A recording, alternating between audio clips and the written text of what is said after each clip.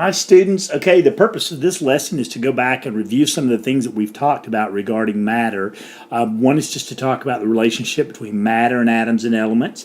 And two is to talk about the differences between elements and compounds. And then looking at some chemical formulas and how to interpret what those chemical formulas are. And then to categorize materials as either pure substances or mixtures.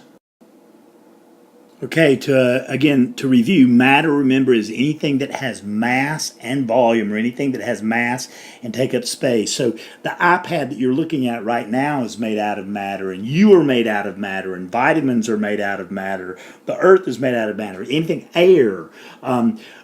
So things that are made out of matter, remember, must have mass and must take up space. Now, what are some things that are not matter? Well, light is not matter because light does not have any mass. Even though light is made out of tiny, tiny little particles called photons, these are massless particles and they don't really take up any space. So light is not matter. Things like fire are not matter, they're energy. Photons are considered energy, and light. Sound is not matter because it's just basically energy.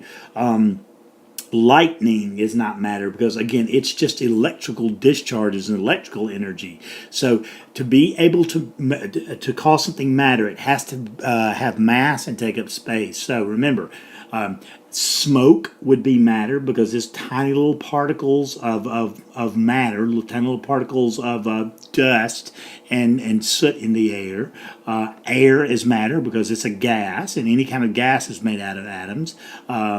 Things like brass, solids, liquids, gases, or plasma. Any of those things would be different kinds of matter.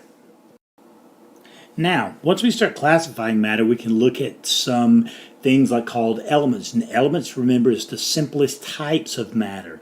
And it's a type of matter that's a pure substance, and it cannot be broken down into any kind of a simpler substance. Okay, so elements like hydrogen, helium, carbon, oxygen, phosphorus, sulfur, all of those that we talked about, aluminum like iron, cobalt, those are elements. So elements cannot be broken down into any simpler substance. Now, elements are made out of even smaller components called atoms, and atoms are the building blocks of matter. So if you want to take the smallest whole particle of matter, then you can have an atom. Okay, so atoms are the smallest whole particle, and elements are the simplest types of matter. So, elements can combine chemically to form compounds. Now, how do you know that a chemical reaction takes place? Well, chemical reactions take place when you see smoke, or you see fire, or you see bubbles taking place, or you see a definite change in the composition of something. So elements combine chemically to form compounds. For example, nylon. Nylon's a familiar substance, but it's not an element. Nylon is a compound. And the basic unit that makes up nylon contains carbon and hydrogen, oxygen, nitrogen atoms, and each of these are linked together chemically. So a chemical reaction takes place to put all those elements together to form a compound. Okay, above I've listed some examples of compounds like carbon dioxide or water, sugar, DNA, which is deoxyribonucleic acid, that is the substance of heredity, and proteins, alcohol, as we mentioned earlier, water, plastic, nylon. These are all examples of compounds. One important thing to remember is that every compound is different from the element it contains. For example, the elements hydrogen and oxygen and nitrogen occur in nature as colorless gases, right? Okay, but when they combine with carbon to form nylon, the strands of nylon are going to be a lot different than the gases that they produce. When elements combine to make specific compounds, the elements always combine in the same proportions. That's going to be very important. For example, iron 3 oxide. Iron 3 oxide. This is what you often see as rust. It always has 2 atoms of iron for every 3 atoms of oxygen. So elements combine in definite proportions to form these compounds.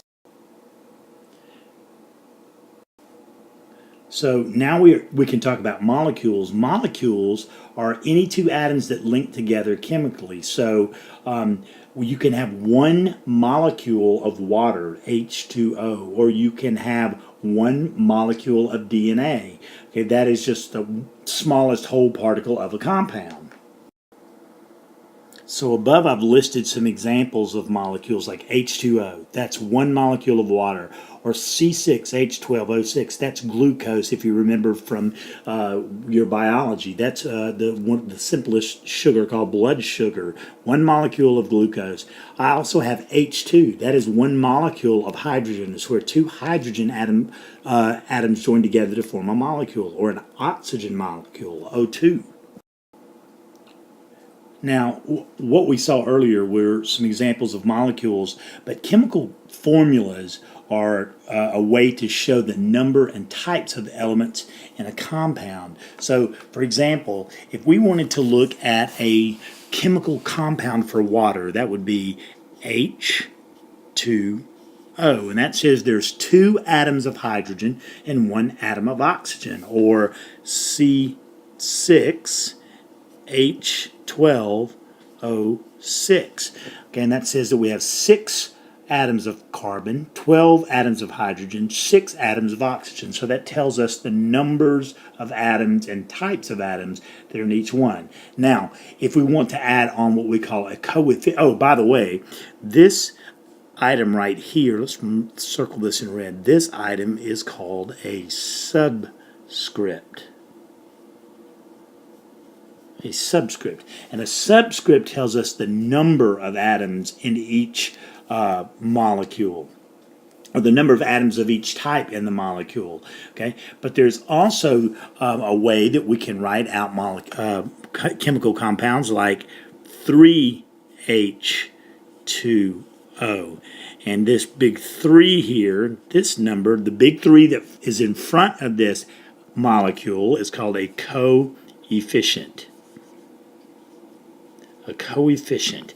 And a coefficient tells you how many molecules are in each of the compounds. Okay, so for example, in this compound of water, we know it's water, H2O, it says that for every 1 atom of oxygen, we have 2 atoms of hydrogen. So how many atoms, how many molecules are there total? Well, in this particular compound, there are 3 molecules of water, okay, because the coefficient tells us the number of molecules, okay, the number of molecules.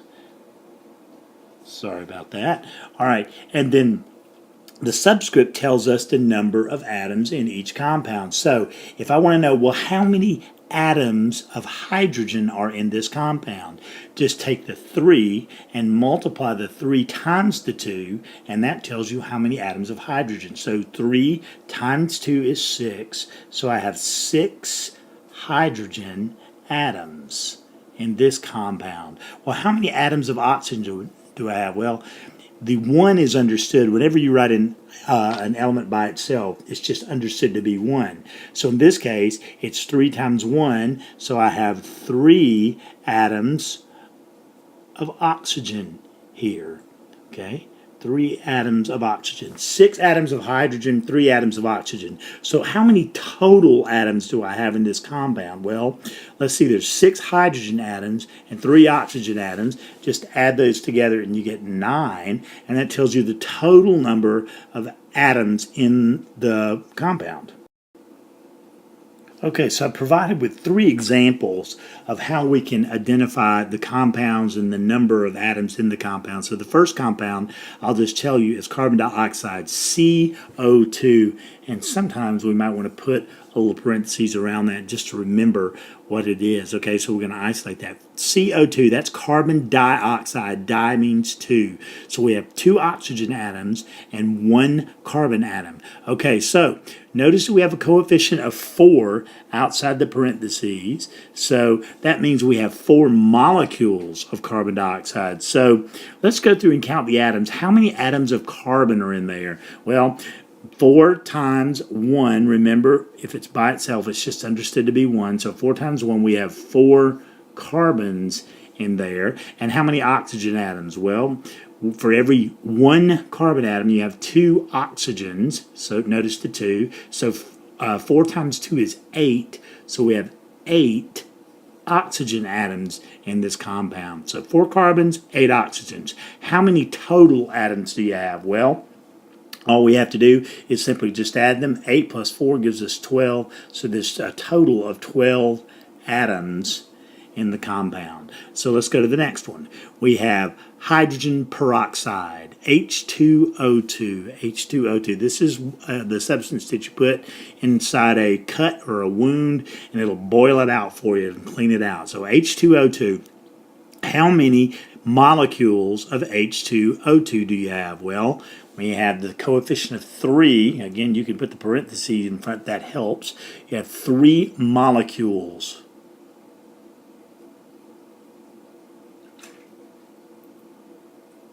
of hydrogen peroxide. So how many hydrogens do we have? Well, we have, for every 2 hydrogens, you have 2 oxygens. So we just multiply 3 times 2, and 3 times 2 is 6. So we have 6 hydrogen atoms in this compound.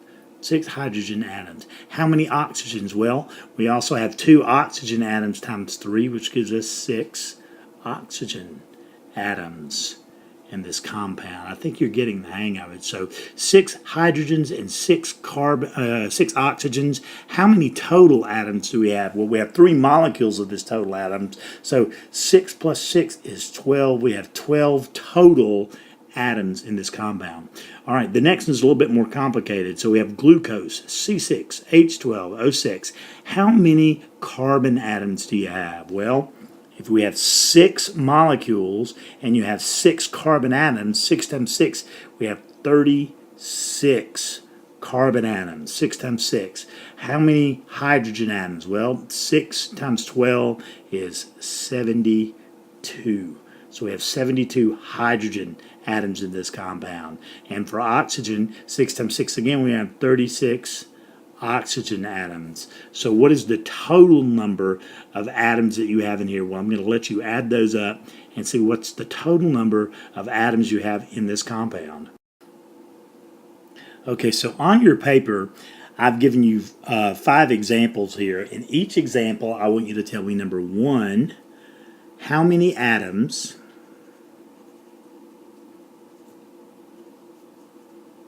of each element are there?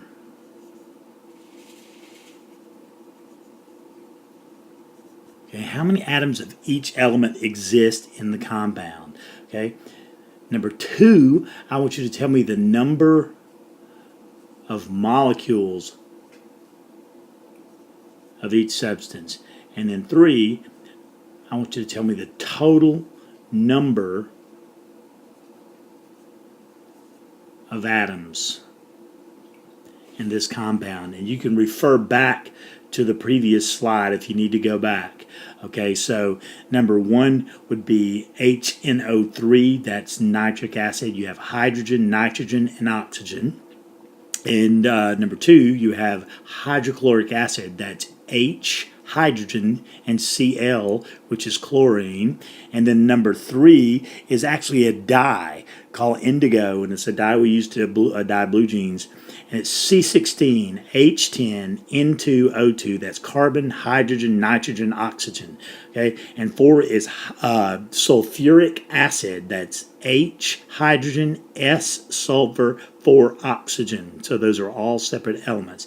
And then in number 5, we have zinc chloride, ZnCl. Zn is zinc, and Cl is chlorine. So go back and remember, number 1, for each of these, we probably should, let's just change that to make that A, B, and C. A, B, and C. So 1A, how many atoms of each element? 1B, the number of molecules. And 1C, the total number of atoms of each one. So we're going to do A, B, and C for 1 through 5. And then once you finish that, then you can advance the slide. Okay, another way we can divide matter is based on whether it's a pure substance or a mixture. And pure substances are types of matter that have a fixed composition and definite properties. And examples are elements and compounds. So elements are the purest of substances, they are the building blocks of matter, and compounds are elements that are combined in definite proportions, and they all have definite properties. Now, compounds obviously have different properties than the elements that make them up, as we mentioned earlier. Okay, but the other kind of substance are mixtures, and these are pure substances that are physically combined but not chemically combined. So if you take two substances like silver and gold, grind them up and pour them together and shake them up, that is not a chemical combination, that's a physical combination. So mixtures are two pure substances that are physically combined. Other examples would be grape juice, flour and water, salt water, tap water. Now, tap water has minerals, salts that are dissolved into it. Brass, which is something we call an alloy. An alloy are just two substances that are melted together, but they're not chemically combined. Kool-Aid, soil, pizza, salad. Okay, these are all things that are combinations of two or more substances that are not chemically combined but are physically combined. We also have two kinds of mixtures.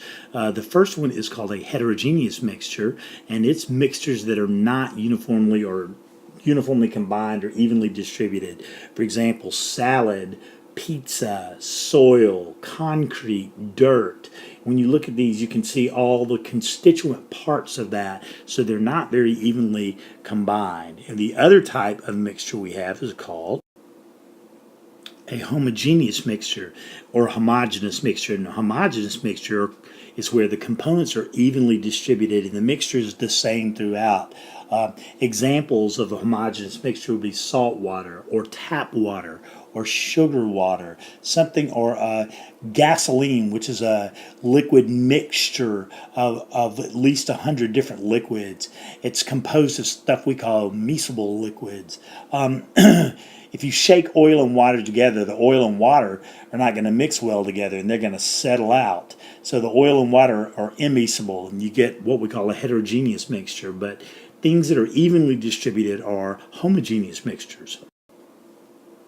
So just to go back and quickly review, remember that atoms make up elements. Atoms are the basic building blocks of elements, or the basic building blocks of matter, and then elements are the building blocks of all different compounds. So there are two types of pure substances, elements and compounds. Elements are the simplest of the substances and cannot be broken down any further. And then you have compounds, which are chemical combinations of elements. Light, for example, is not matter. There are things that are matter or there are things that are energy. Matter is made up of, has mass and takes up space, but something like light is energy because it doesn't have any mass and it really doesn't take up any space. Lightning is another example of energy but not matter. Okay, let's see. Matter has got to be made up of atoms and elements. A molecule is just a combination of two or more atoms. They can be the same atoms or they can be different kinds of atoms. Examples of molecules would be H2, hydrogen, or O2, oxygen, or H2O, water. Okay, just where you just have one molecule of that. A chemical formula is a way we write out atoms or compounds to show the number and types of elements that form the different kinds of compounds. Like H2O would be the chemical formula for water, or C6H12O6 would be the chemical compound for glucose. So that pretty much wraps. Oh, one other thing, there are two types of matter. There are pure substances and there are mixtures. Pure substances are things like elements and compounds, which are all chemically combined. Elements, again, are not combinations. They're just the purest of substances. But if you take the two elements and combine them together chemically, you have a compound which forms a pure substance. And a mixture is where you take two or more pure substances and physically mix those together. So I think that pretty much summarizes everything that we've done up until this point. The next thing we're going to look at are the properties of matter. Thank you.